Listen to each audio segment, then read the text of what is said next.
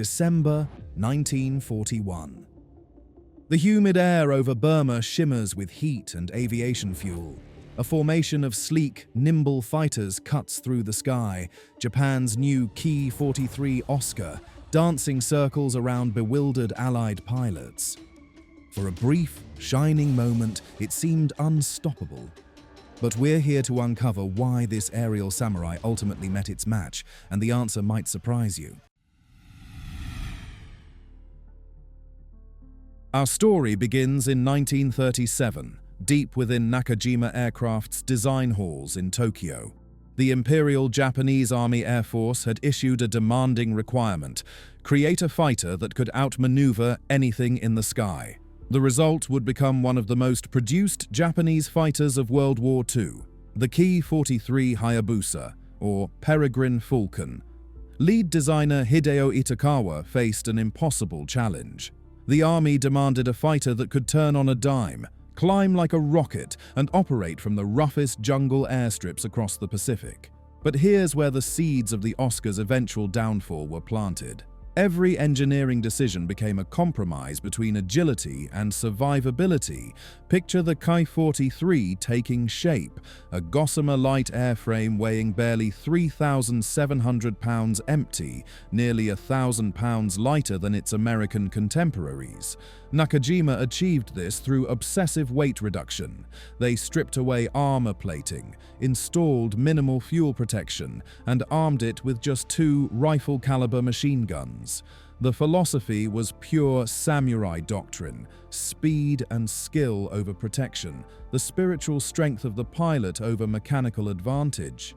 The Oscar's wing design was revolutionary, featuring butterfly combat flaps that could extend during dogfights, effectively shrinking the aircraft's turning radius to an almost supernatural degree. In the hands of a skilled pilot, the Ki-43 could practically pivot on its wingtip. But this emphasis on maneuverability came at a cost we'd soon discover was far too high.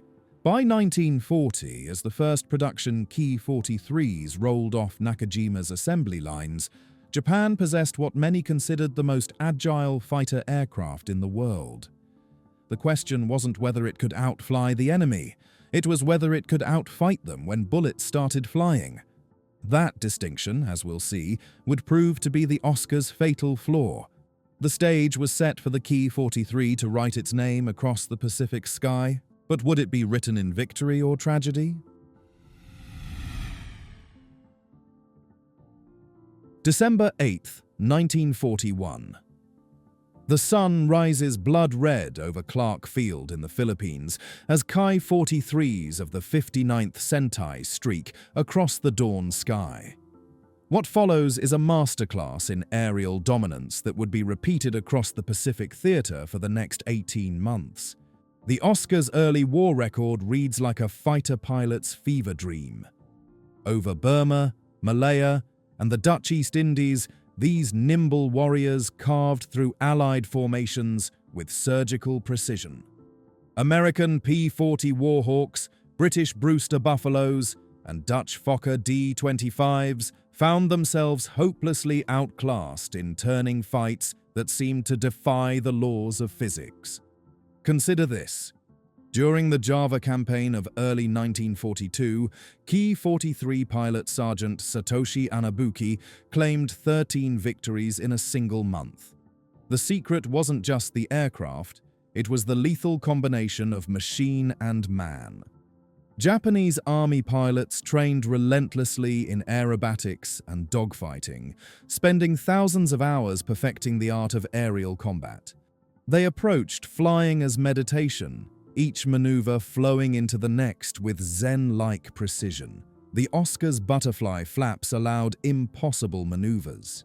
Allied pilots would line up what seemed like a perfect shot, only to watch their target literally vanish from their gun sights as the Ki-43 snapped into a turn so tight it appeared to violate aerodynamics. Veteran American pilots described fighting Oscars as trying to shoot hummingbirds with a rifle. But perhaps more importantly, the Ki-43 operated from grass strips hacked out of jungle clearings, proving its designers had achieved their goal of creating an aircraft that could project Japanese air power anywhere. From hidden bases in New Guinea to remote atolls in the Central Pacific, the Oscar extended Japan's aerial reach to previously impossible locations. For those golden months of 1941 and early 1942, the Ki-43 seemed to embody everything right about Japanese fighter design. It was the aerial expression of Bushido, light, fast, and deadly in the hands of a master. But storms were gathering on the horizon, and the Oscar's fundamental weaknesses were about to be brutally exposed. The turning point came not with a single battle, but through a gradual realization that sent chills through Japanese command structures. By mid-1942, Allied fighters weren't just getting better, they were getting smarter. Picture this scene repeated across a dozen Pacific battlefields. A Ki-43 pilot, confident in his machine's superiority, dives on what appears to be easy prey, perhaps a lumbering P-40 Warhawk. But instead of turning to fight, the American pilot pushes his throttle forward and dives away, using his aircraft's superior speed and diving ability to escape.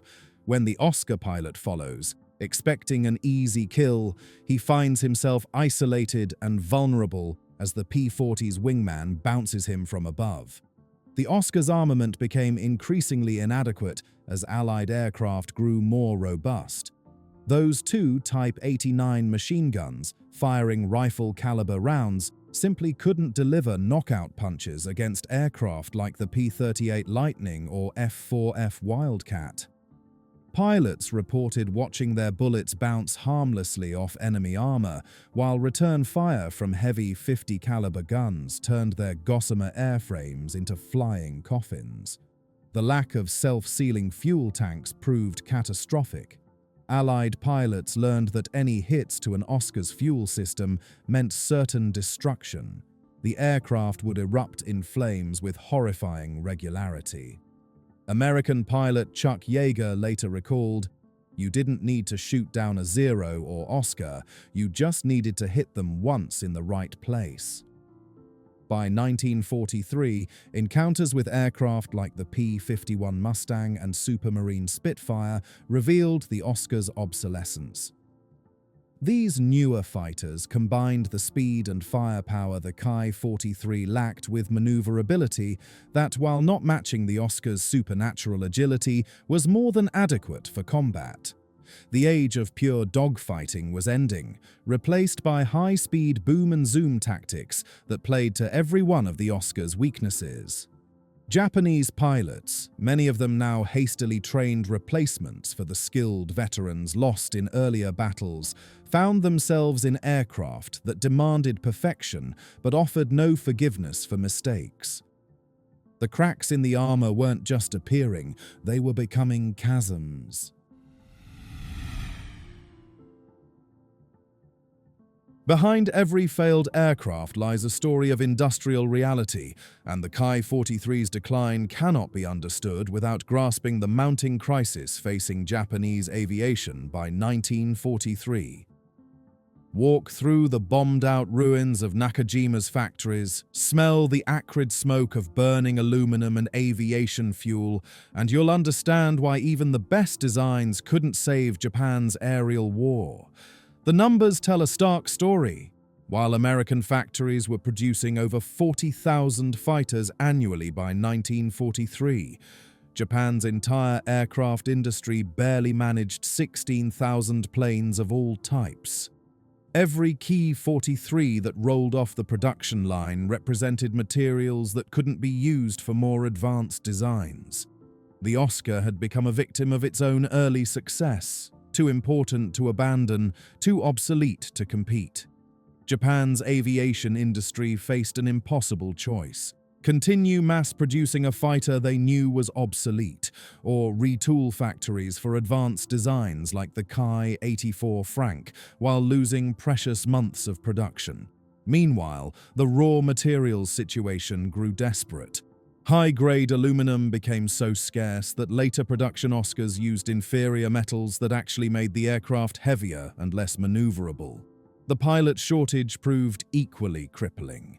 Japan's pre-war training system had created superb aviators through years of intensive instruction, but wartime demands meant new pilots received barely 100 hours of flight training compared to the 400-plus hours their predecessors had enjoyed. These inexperienced pilots, thrust into obsolete aircraft, faced veterans flying superior machines. The outcome was tragically predictable. Perhaps most damning was Japan's inability to adapt their tactical doctrine. While Allied forces evolved combined arms tactics integrating radar, communications, and coordinated fighter sweeps, Japanese units continued to rely on individual pilot skill and aircraft agility.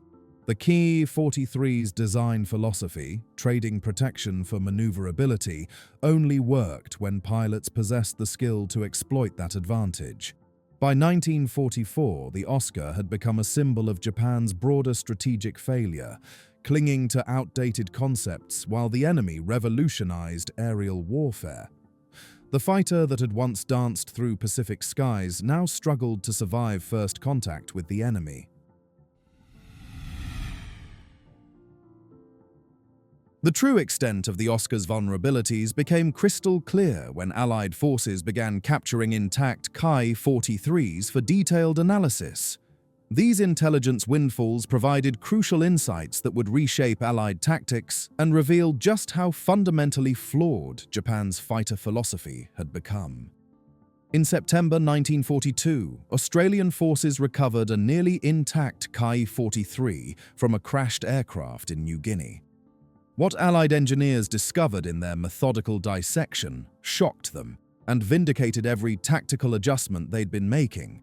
The Oscar's construction, while ingeniously lightweight, bordered on the fragile. Wing spars that would handle normal flight loads admirably would buckle under the stress of high-G combat maneuvers when damaged. American test pilots who flew captured Oscars reported an aircraft of stunning agility but terrifying fragility. Test pilot Eric Brown noted in his classified report, "The Ki-43 will outturn anything we have, but it's built like a racing yacht, beautiful, fast, and absolutely unsuitable for a gunfight." Allied engineers measured fuel tank wall thickness at just 1.5 millimeters in places, thinner than most soda cans. These captured aircraft revealed another critical flaw. The Oscar's engine, while reliable, operated at maximum performance with virtually no safety margin. Unlike American engines designed with substantial power reserves, the Nakajima Ha-25 ran constantly near its limits. This meant any combat damage, altitude changes, or pilot error could result in catastrophic engine failure.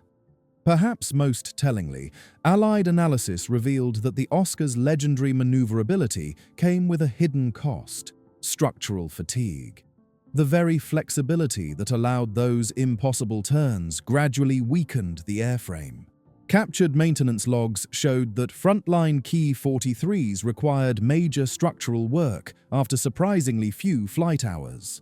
Armed with this intelligence, Allied pilots developed specific tactics: avoid turning fights, target the fuel system, and exploit the Oscar's poor high-altitude performance. What had once seemed like aerial magic now appeared as engineering compromise taken too far.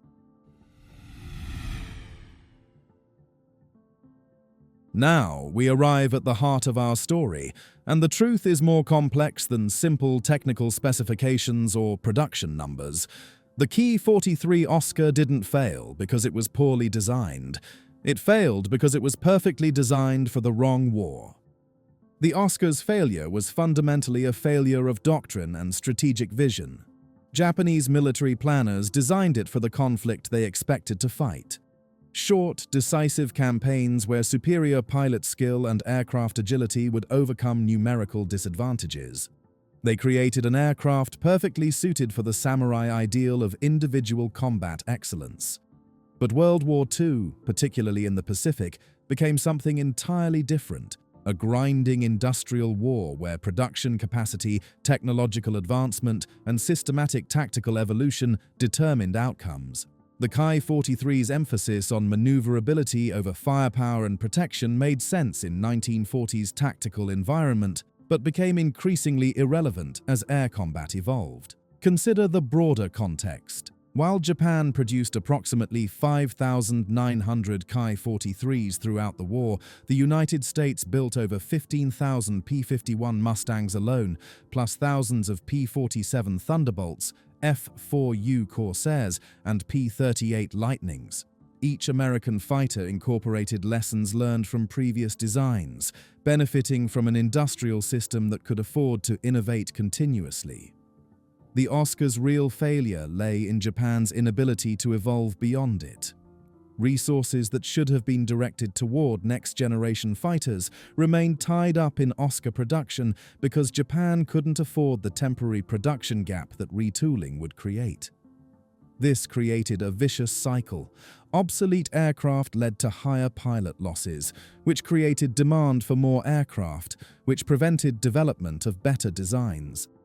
Most critically, the Ki-43's design philosophy reflected Japan's broader strategic misconception that spiritual superiority and individual excellence could overcome material disadvantage.